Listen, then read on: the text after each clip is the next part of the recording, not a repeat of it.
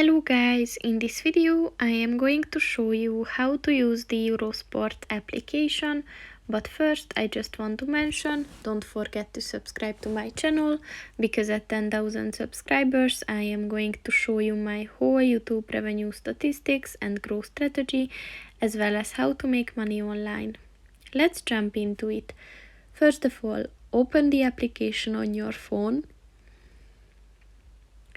So within this application, you can search for sports news as well as results. You can watch videos. There are some which are live or on repeat. You can search by using sports, so you can search for specific sports that you're interested in.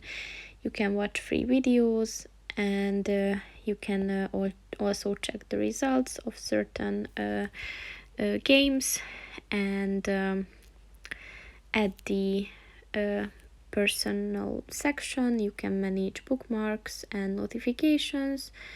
You can set the language, and there are some other very useful functions.